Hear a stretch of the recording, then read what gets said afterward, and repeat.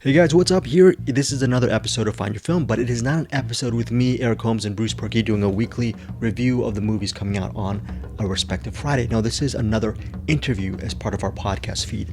This interview, the first interview you're gonna get is with Eric Holmes. Co-host Eric Holmes interviews Scott Adkins. He is the lead of this new movie called One Shot, and it's a movie that hits theaters and on demand November 5th. The movie One Shot is specifically that. The film is One Shot. Now, the director, I also in this podcast feed, along with Scott Adkins, you will get my interview with director James Nunn. And James Nunn and Scott Adkins did admit that there are some hidden cuts behind One Shot. That said, this movie can be appreciated as a quote-unquote one-shot film. It's a very seamless film. And you know what, James Nunn mentioned it had the same kind of aesthetic as Sam Mendes' 1917. Okay, so think of 1917 when you're thinking of One Shot. Obviously, does not have the big budget of 1917, or maybe even if you put in inflation, maybe Hitchcock's 1948 film Rope. I'm sure back in the day that movie cost more than what One Shot would be right now. Adjustable inflation rates, all that stuff. But yeah, One Shot, is it worth watching? Unbiasedly, okay? We did get James Nunn as a director, and we did get Scott Adkins. Eric Holmes is a huge Scott Adkins fan. Thanks to him, I got into Scott Adkins. I started watching Avengement and all this stuff, and now 2 years later, after just doing these podcasts with Eric Holmes, I'm a huge Scott Adkins fan as well. Now, unbiasedly though, okay, without all these interviews, One Shot's an awesome movie, okay? It is really well done. If you just want wall-to-wall action, like Eric Holmes says in the interview, it is wall-to-wall action. If you want to see a lot of bullets fly, people getting mowed down, killed, there's a lot of killing in One Shot, and it is violent. Okay, if you want a visceral thrill on a surface level with that one-shot mechanic, highly recommended. You can just watch the movie on that surface sheen. You know what? In fact, we're going to be talking about this. I shouldn't even review the movie. We're going to be reviewing the movie this week. But I loved One Shot. I haven't actually gotten Eric Holmes's full review of it via Messenger, but he said it was awesome as well. Highly recommend One Shot. Also, okay, one more thing. One Shot, along with Scott Adkins' performance, Ryan Phillippe is in here. He plays. Here's a synopsis for this movie. Okay, quote: in an effort to prevent a terrorist attack on Washington D.C., an elite squad of Navy SEALs led by Lieutenant Blake Harris, played by Scott Adkins, and a junior CIA analyst named Zoe Anderson, played by Ashley Greene, must retrieve a prisoner from a CIA black site island prison. That prisoner is played by Walid El-Ghadi, and he's fantastic in this movie. All like Walid El-Ghadi, Ashley Greene, Scott Adkins are all fantastic in this movie, as well as the Navy SEALs members who support Blake Harris, played by Adkins. Everyone in this movie does a great job, and I was surprised at how much I really loved One Shot. We'll definitely do the review this week. So yes, go check this movie when it hits theaters and on demand November 5th. Tell us what you think about this movie. I'm really excited to see what Bruce has to say about One Shot. I really hope he loves this movie as much as both me and Eric Holmes does. What I'm going to do is the first half, you're going to hear Eric's interview with Scott Adkins. Hopefully a lot of you are fans of his work, and hit us up and tell us what are some of your favorite Scott Adkins films as well. And then after that, I'm just going to, I don't know if it plays well on audio, but just so you can get a little bit of a flavor and a break, I will put on the audio version of the One Shot trailer. And then after the One Shot trailer, you're going to get my interview with director James Nunn. And look, towards the end of that interview with Nunn, I sound like I was blowing smoke up as you know what when I said that, is he ready to be a big time commercial Hollywood film director, like if Disney or Paramount or Fox, well, not Fox now, but Sony, if they ever gave him $100 million, is he ready to take on those reins? The reason why I say that is watching a movie like One Shot, I just realized how talented James Nunn is and what he and his ensemble and his crew were able to pull off with One Shot. And it'll be interesting for me as a cinephile to see what Nunn can do with an even bigger budget, because right now, as Eric alludes to with his interview with Adkins, the action sequences in One Shot are more thrilling than a lot of the big budget movies that I'm sure a lot of you watch on streaming services and in the theaters. Would love to hear what you think of One Shot when you guys get to see it. I'm going to shut up now. Here, first off, is Eric's interview with Scott Adkins on One Shot. And then after that, you're going to hear the trailer and me babbling again. Okay, so I'm going to shut up now. Thank you guys so much for supporting me, Eric Holmes, and Bruce Perky here on the Find Your Film podcast. Take care, guys. Bye. First of all, thanks, Emma and Scott, for doing this. I'm pretty excited. Big fan of your movies. Thank you, mate. Nice to meet you. So I saw One Shot the other day. One of the things that struck me when I first clicked on it was like, oh, One Shot. You know, it'd be cool if this movie was all one shot. And then I'm pretty slow, so I got about 10 minutes into it before I realized, holy shit, they're freaking doing it. Yeah, so, that's cool. That's cool. You would have thought they would have put it in the marketing a bit more. But it's kind of cool that people are watching it and slowly realizing that, oh, shit, this is one shot, just like the title. So that movie's pretty dang ambitious with as much action that's going in the background. And I was looking for, because the one-shot movies are rarely actually one shot. They got the hidden cuts, and I was looking for them, and they were hidden quite well. How many actual cuts are in the movie, and how much preparation did that take? I imagine it'd be quite a bit. I don't want to say how many cuts there are because I think it's better that people can have a bit of fun looking for them if they're so inclined. But, I think the film definitely works on a different level to that. I mean, you can watch it from a technical standpoint, or you can just get completely swept up in the narrative. And I think it's successful in both ways. I can tell you that we tried as much as possible to make those takes as legitimately long as we could, including the action sequences. So only if we had to did we cut. Yeah, well, I would say that you're quite successful in that. I'm a big fan. I've seen a lot of your movies. So before the interview, I went back and going through your filmography. I'm like, what's some movies I haven't seen yet? And I saw that you did some writing on Accident, man. And so right away, I'm like, well, fuck, I got to watch that. And you did some rewriting with Stu Small. How did the writing process go? Because I didn't know you were a writer or interested in that. Are you going to do some more of that in the future, maybe? I'm currently talking to you I've just finished rehearsing a fight scene for Accident Man 2. So Stu and I have written that again. And, what it was is I was a big fan of the comic book as a kid, and I wanted to make it into a movie, and I got the rights. And I said to my friend Stu at the time, who hadn't written anything that had been produced at that point, let's do it together because we were friends from school. Let's just start writing it, see how we get on. And we wrote it together, and Sony wanted to make it. And so we were successful in doing that, and we've done it again.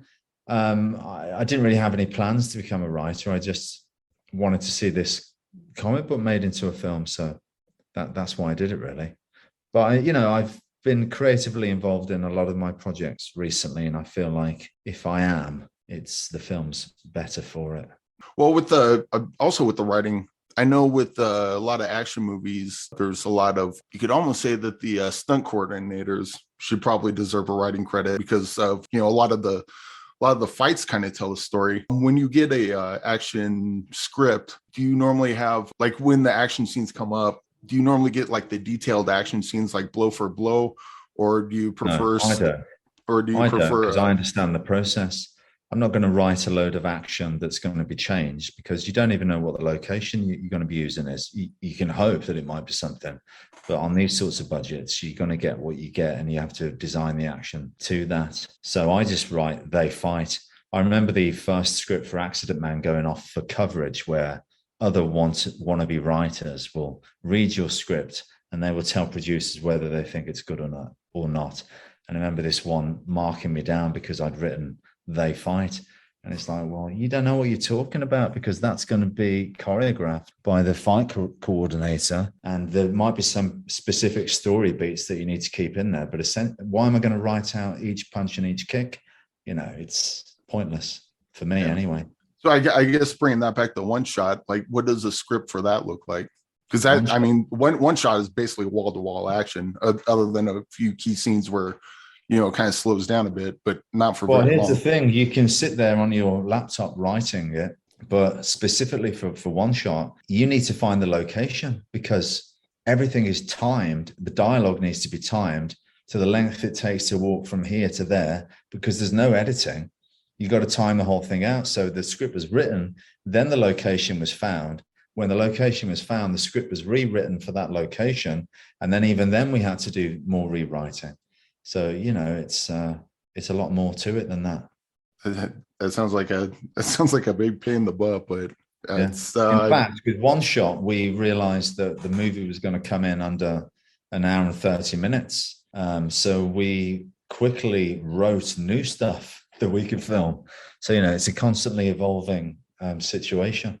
Sweet. Also, I wanted to talk about different fighting styles in different movies. One of the movies that us on the podcast really liked was The Max Cloud with Martin Owen, Sally Klett, and Elliot Langridge, and yourself. But you have like a really stiff fighting style because you're a video game character. And so it really works for that character. But then something like One Shot, you have more of a I don't know, it feels more raw because you're fighting for your life. And then something like Avengement, where your character is just he just goes straight up brutal on everyone. How do you come up with your different fighting styles for each different process? Yeah, you have to serve the tone of the movie. It's no good the director making one movie and then you arrange a fight sequence and it seems like it's from a completely different film. I'll give you an example of where it was done completely wrong and hopefully not pissing off too many people. But do you remember Romeo Must Die with Jet Li?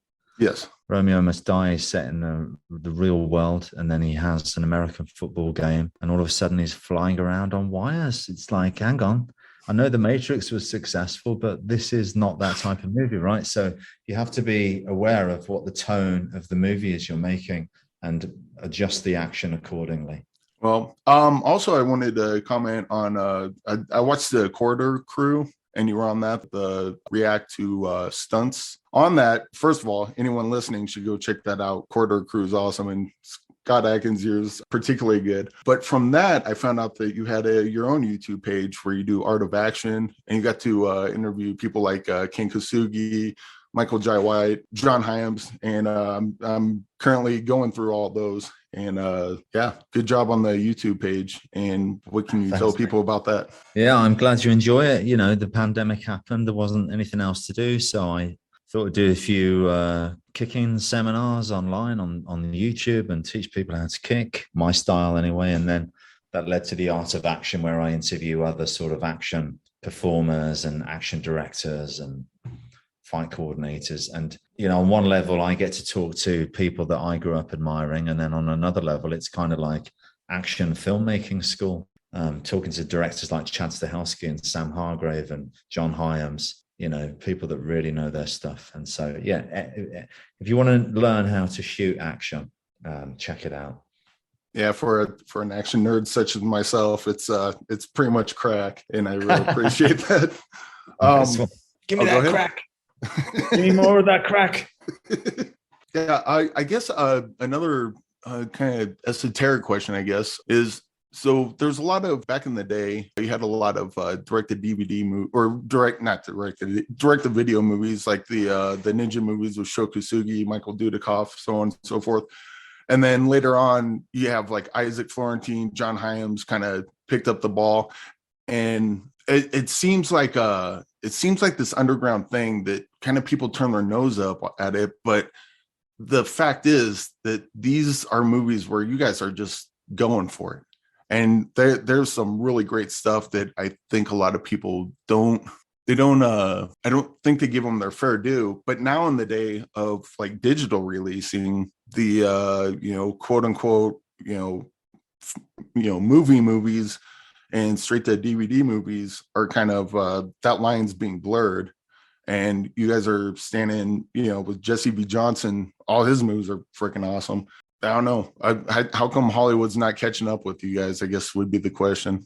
Yeah, well, yeah, you're saying that on Netflix and other streaming places that my films, Jesse's films, John Hyams' films, they stand toe to toe with the bigger budget fare, and all seems equal. Of course, we're doing what we do on a much lesser budget still. Well, the thing is, I wouldn't say that stand toe to toe. I think you guys are better in terms of action. It's just undeniable. Like, nothing against like Hollywood action movies, but they do the quick cuts and you can't see the action. It doesn't have that visceral kind of punch that your type of movies do. Because they don't know how to do it. They think all that editing makes it better, but it doesn't. But now you've got people like Chad Stahelski and Sam Hargrave doing the big budget stuff that know how to do it. And now the studios will probably realize their mistake. Finally, it only took 15 years.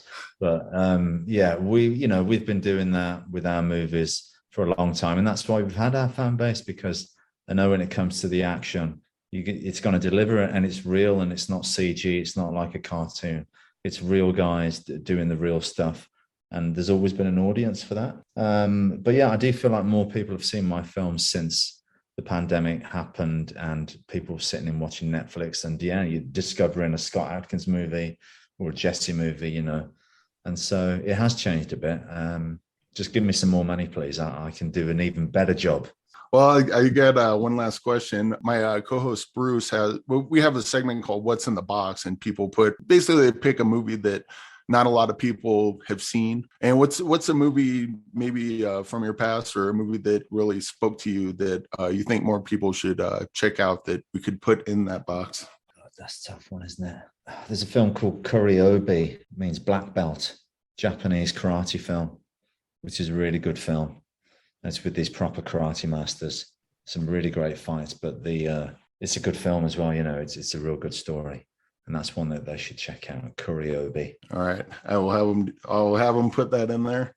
And thank you very much for your time. I'm a huge fan, and this made my day. I got the email a day before my birthday, and I was like, well, this is going to be freaking awesome. So thank you for coming out. Oh, thanks, mate. Yeah, good talking to you. All the best. Yes, you too. Okay, mate. See you. And Sir arrived 10 days ago. We the only ones out here? Just us and our guests. A cell in Europe has been trying to build a dirty bomb. We traced it to D.C. The detainees that come here do not depart until we've properly vetted. Are you a mean man, sir? It's been a terrible mistake. We screw up and one of these guys hurts the homeland, it's all over CNN. Something's not right. On me.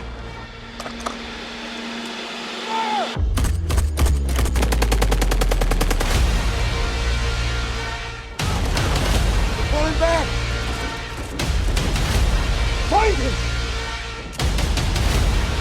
We can get him inside! Spartan 01, this is Phoenix Actual. We are under attack. He tells us where that bomb is, we can radio it in. I am not a terrorist, please. If we stay here, we're gonna be overrun. Come here, young one. This is not Benghazi. Run low on ammo. I know.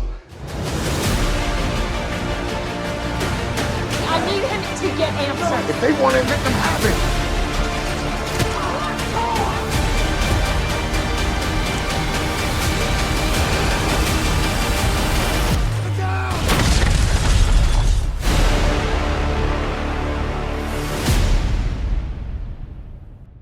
James, I'm going to ask you the question that every single unimaginative journalist has asked you, but how the heck did you do this wonder? Because there's so many ways you're doing it seemingly in real time, and people are human. They make mistakes.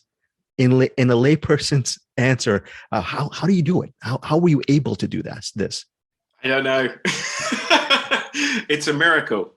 Yeah, it was very, very tough, Greg. Like lots of pre-planning, lots of technical ability from, the crew and the cast. It was just a sort of trying to think of like a kind of good way to sum it up, but it was just like a merging of all these elements and luck and preparedness that really allowed us to accomplish it. There are a few hidden cuts in there. I don't know if you saw them, but it took more of a Birdman sort of 1917 approach to it.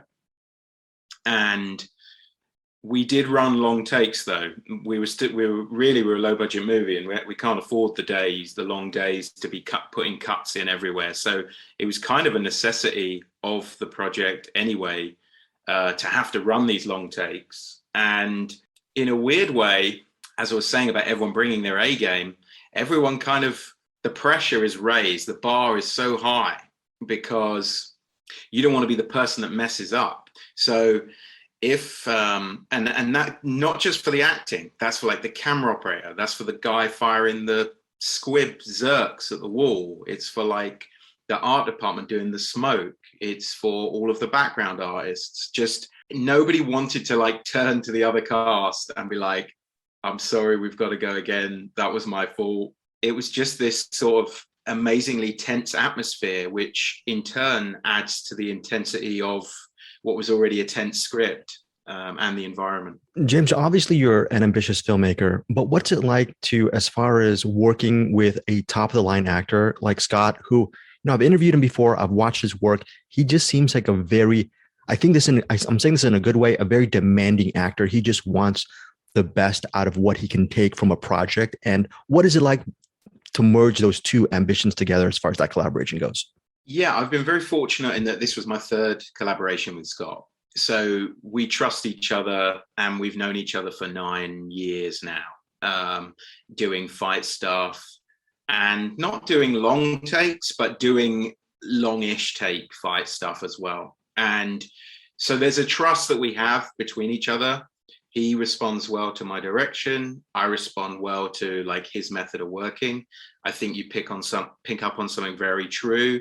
He's an extremely hardworking actor, an extremely hardworking, martial artist or on-screen fighter, whatever you want to deem his sort of brand of action. And he really wants that to look good. And I want that to look good as well, but I also want the drama to look good. So the kind of collaboration between the two of us works really well because he won't settle for bad fighting action because it's his brand and it's his livelihood, and I won't settle for bad fighting, but I won't settle for bad acting. So we just come at it from two sides of the same coin where we both want a great project, and the trust is there and the experience is there together. And actually I wrote the project 6 years ago, always for Scott to play the lead. So, and he knew about it 6 years ago. So it's something that together we've actually been trying to get made, and then we couldn't get it made, and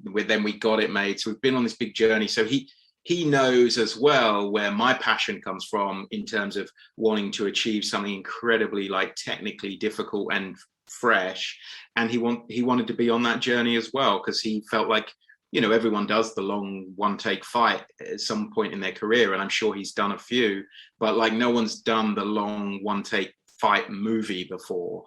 And that was something that I wanted under my belt, and I know that he probably wanted on his CV as well, because, you know, when you're one of the greatest martial art on-screen fighters, actors working out there, how do you keep pushing the boundary? You know, this is a movie that's just not action and it's a oneer. You could have made it simply that, but you also built in a huge world in this movie. It's a Scott Adkins film, but it really isn't in many ways, because can you just talk about how your ensemble gets to shine because of this sort of aesthetic? Everyone sort of gets their own moment within the story. And can you just elaborate on that? And I thought that was really a masterstroke, what you did with just telling so many stories within this oneer. Oh, thank you very much.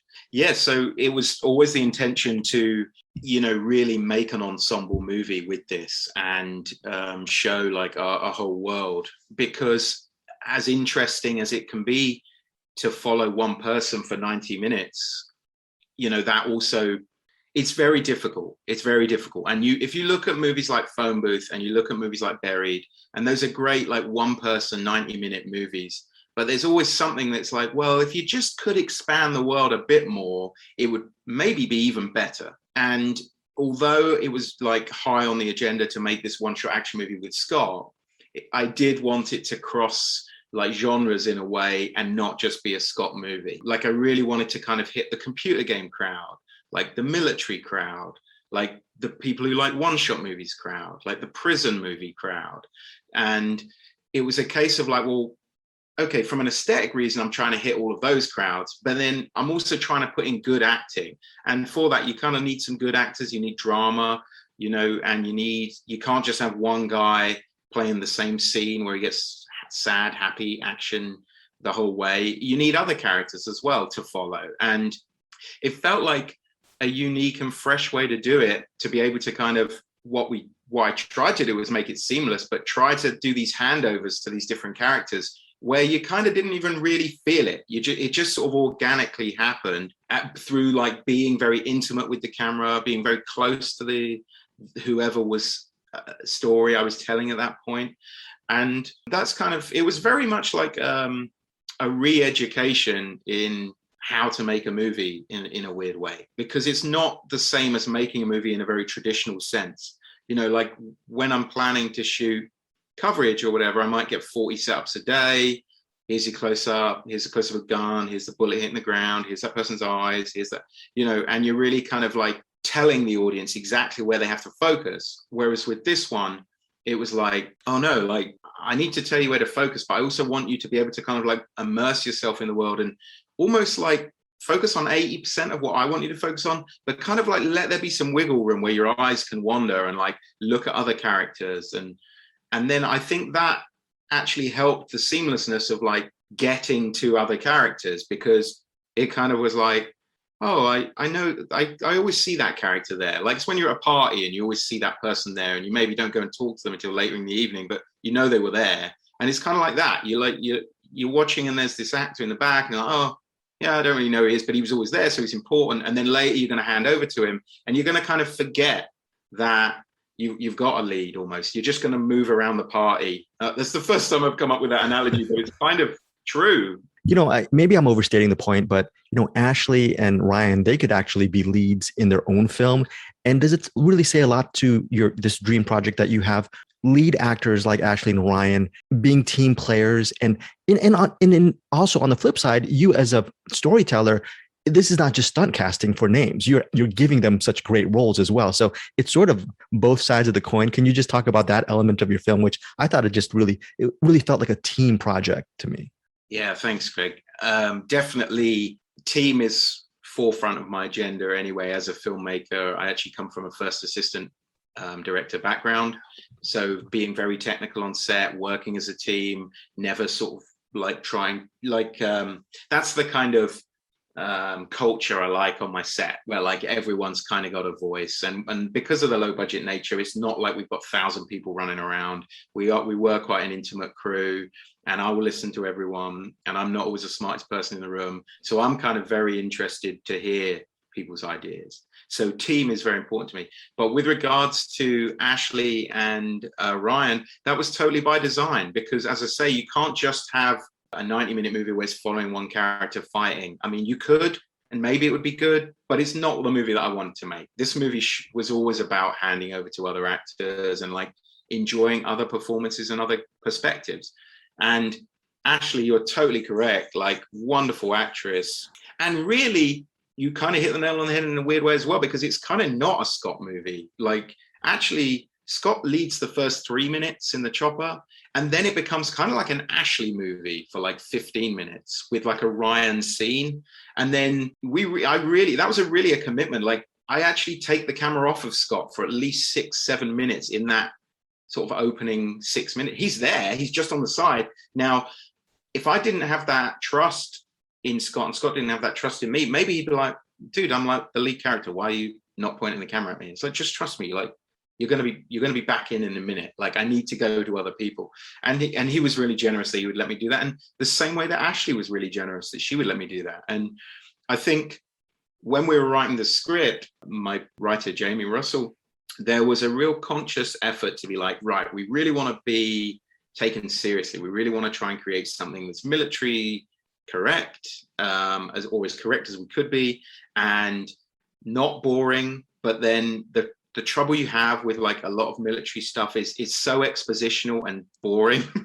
Like when you hear it in movies around tables and it's like, oh, this gun went off in like Islamabad and da-da-da, and then there's these terrorists here and this is happening there and that's going on in Iran and blah, blah, blah. And it can get a bit like heavy and like, what's going on? I'm not really following it. And where's the passion in what they're saying? And you end up getting to the edit room and you end up just cutting it down to just be like, right, well, what I need to tell here to just get through this sequence. So we knew from like script level, we needed an actress who was going to be able to just deliver and sell expositional dialogue in a very believable way. And that put Ashley actually like at the real top of our list, because seeing her work in the past, yes, she's good at drama, yes, she's good at like the emotional stuff, but also she's really good at delivering like expositional military words, and you believe her. And I had sometimes, I don't do it so much anymore, but when I used to, in my early days as a filmmaker, I used to write on my hand, do I believe what I'm watching? And it just remind me at the moment, because you're running so fast when you're trying to shoot a movie, especially as I say, low budget, you're kind of like, get to the next shot, get to the next shot. You have to remind yourself like, well, hang on a minute, like, is the acting good in this one? Like, do I actually believe what I'm seeing? And I would sit there every day and I'd just look at Ashley and I'd be like, yep, totally believe what she's saying. Like, and that's all you really want as a film director. And she really owned that. So kudos to her. I thought she was tremendous. So happy with her performance. And then very similarly with Ryan, like he's a Hollywood A-list guy. I remember him from Cruel Intentions as a kid. So he'll always be that character in a weird way. And he seems ageless, like a vampire, you know, because that movie was like 30 years ago and he doesn't look like he's changed at all. But he came in and he's got that military background through Shooter as well, which was really beneficial, because one of the things I really needed these guys to do on such a short space of turnaround, and also being so immersive, was really understand and get into their characters. Because I couldn't, when you're doing like a 12-minute, 13-minute take, you can't run in and go, can you just like be a little bit more military? And the great thing that Ryan had just in his instinct, because of all those years on Shooter, was just he kind of knew how a soldier moves, how a military man moves. So when we were shooting these scenes, and you know, if the camera does go off you, but you still have to do something for 6 minutes in the background, like I was really pleased to get people that I could rely on to just kind of like know their character, know the background of the character. They don't just sort of all of a sudden stop being on. And I found Ryan to be really good at that. He was just like, even when he wasn't front and center, he was like walking and acting right. And I think you feel it in the movie, you know? James, my final question to you is I'm going to give this a really great review on the Find Your Film podcast. So we're going to recommend it to our listeners. But James, I want to throw it to you. Can you name one of your all-time favorite movies? And what is it about this movie that still speaks to you today? And so we can recommend your movie to our listeners. Oh man, it's such a big question. So I do love this question, but I hate this question because it really depends on how I'm feeling right now. That's cool. Yeah. My stock answer for this question is always Jurassic Park. And that is because it is the movie that influenced me when I was 9 years old to make movies. It really connected with me in more than a kind of movie about dinosaurs, but actually kind of like the magic of telling a story through elements that kind of weren't really there. And I had this kind of epiphany in the cinema where I was like, I want to be a film director. So Jurassic Park for the kind of nostalgia and career affirming, but I feel like that's not really the answer I kind of want to give you, which is, I love Collateral with Tom Cruise and Jamie Foxx. I would love to be the guy who had made Collateral. I just think that movie's so well put together. Soundtrack's great, acting's great, story's great, concept's great. They mix technologies with the film and the digital, like the advent of digital cameras at the time. I think it was like 2004 or something like that. And Michael Mann's brilliant at that stuff. It's so contained, but it feels big. It's kind of like the movies I would love to be making. So I'm giving you two answers, Greg. I'm sorry, I'm greedy. Thank you so much. I'm also greedy. Emma's going to kill me right now, but in 25 seconds, I can't wait till someone gives you $100 million to do a really big budget studio film. You said this is not your early days as a filmmaker. How ready are you just to jump to the quote unquote big leagues? Because this movie has it all. That's really kind of you, Greg. I feel very ready. This is actually my 7th movie. And I'm only 36. I turned 36 2 days ago. I've really been doing this for kind of a long time, but not a long time, but all of my life basically. And I've been waiting for that kind of big budget door to open, which is part of the reason that One Shot exists, because it was really designed to be a movie that could really capitalize and show off my ability on a technical scale as well as a drama scale and an action scale. So I'm really pleased that you said that, and mate, I would love for someone to give me even $50 million. So if you're out there listening to Greg's show, I'm here. I'll take 50, maybe even 40. And James, in a year from now, me and Emma will be in the same room. We'll be doing the same interview, and you better not big time us. So that's all I'm going to say. So I'll be there, Greg. Appreciate it, man. All right. Thank you. Take care. Take care. Have a nice day, mate.